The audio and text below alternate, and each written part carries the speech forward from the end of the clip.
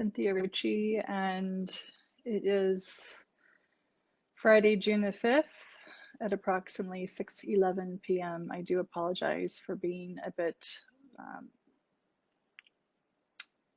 again, good evening, everyone. It's my apologies for running just a little bit late and having a few minor technical difficulties. Friday, June the 5th at approximately 6:12 p.m. Pakistan Standard Time. It has been quite an interesting past several days for me, and I want to share with you, I want you to hear from my voice exactly what has been taking place. As you may or may not be aware, there has been a bit of a battle between me and the People's Party, the PPP of Pakistan. The reason they claim is because I posted a tweet that was allegedly defamatory in nature regarding the late Benazir Bhutto.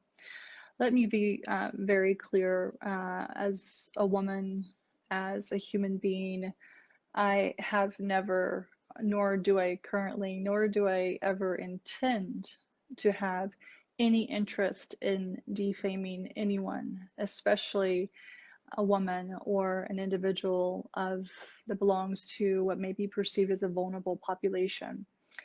I have had many pleasant, wonderful experiences here in Pakistan, my second home, but I have also had some very negative experiences in Pakistan.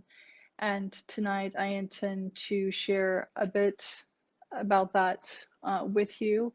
I will reserve some of the more graphic details because I do understand that a lot of my viewers may be underage. So I would encourage anyone under the age of 18 or any adults to not allow children to listen to this particular transmission, because I will be including information of a more sensitive nature. The harassment that I have endured, primarily from the People's Party, has taken place for a number of years now. And for those of you who may not be familiar, I would encourage you to go back to my previous live video that I posted approximately 3 weeks ago, detailing the past 10 years of my experience in Pakistan, condensing it in about 10 minutes, which is admittedly not very easy to do. I have been in and out of Pakistan since 2009. I shifted here end of 2010, and I was invited here by the PPP, by the People's Party, when Zardari was president, Prime Minister Gillani, Interior Minister Rahman Malik, and the federal minister at the time, Makhdoom Shahabuddin. Initially, things were quite pleasant. I was very well facilitated. I had no idea of the political battle that was taking place or had been taking place between Pakistan Tehreek-e-Insaf, PPP, PMLN, etc. And because I had been assisting PTI gratis on my own time with their social media strategies back in late 2010 and 2011, I learned eventually that PPP was trying to draw me away from PTI. Again, please reference my previous video on this that I posted 3 weeks ago, as it goes into a bit more detail.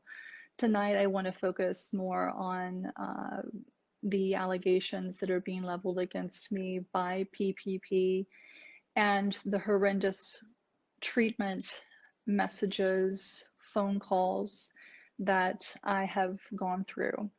This battle is really not about that tweet. This battle is really about individuals who know that I have a lot of dirt on a lot of people in this country, and it's primarily those who use and abuse others, particularly women and vulnerable populations, and I am one of them. Again, I will not go into graphic detail at this point in time, but please be assured Everything that I have posted, everything that I have discussed on Twitter, I have evidentiary support of and for. Now, since Friday of last week, I have also filed an FIR, or excuse me, a report with the FIA. I am in direct contact with the Director General, and I have also asked that the previous investigator that PPP filed a report with be replaced, because when I went to meet him with an individual who also happens to be a diplomat, this investigator was neither neutral nor was he reasonably pleasant. He was extraordinarily aggressive with me. So I need for you all to know that I have, in all confidence and in good faith, done my duty as a resident here in Pakistan by following the letter of the law. I will also share with you, as many of you already know on Twitter, I have received countless threats against my life, rape threats, claims that PPP has my father. I have had diplomats listen to several of the most inhumane calls one could ever receive. We have numerous voice recordings, text messages, screenshots, including from those who claim to be PPP supporters from the Kingdom of Saudi Arabia and the United Arab Emirates. And at this point in time, I do wish to express my gratitude to the government of the Kingdom of Saudi Arabia, as well as the UAE, for handling the individuals who have been harassing me from those locations using those numbers in a very timely and efficient manner. I will, at a point in time of my choosing, go into more detail with the media as it relates to who I am. PPP is trying to stir up a lot of controversy, including the former Senator Ms. Sahar, if I'm pronouncing her name correctly. She wrote an open letter to the DGISI, the Foreign Office, etc., which was on apparently stationery that she should not be using. But interestingly enough, all of these individuals who are making or leveling allegations against me have blocked me and refused to engage in conversation with me. If you had nothing to hide, why are you blocking me? Why are these men who claim to be part of the most democratic and forward-thinking party in Pakistan sending me rape messages, dick pictures, ejaculation pictures?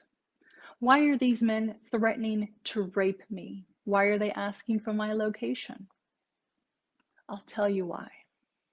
Because in 2011, I was raped by the former Interior Minister, Rahman Malik. That's right. I'll say it again. I was raped by the then Interior Minister, Rahman Malik.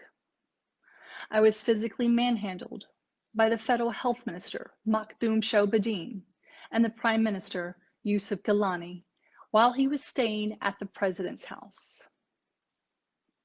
I will be happy to go into more detail with the appropriate, neutral, investigative journalists. I have already shared this story with a handful of people whom I trust in case, God forbid, something happens. But I want the world to know. For all the young girls out there, for all the women who have been harassed, assaulted by men, for all the boys who have been harassed or assaulted, for those members belonging to the third gender who have been forced into a lifestyle that they don't want, who have been harassed, who have been raped. This is for you.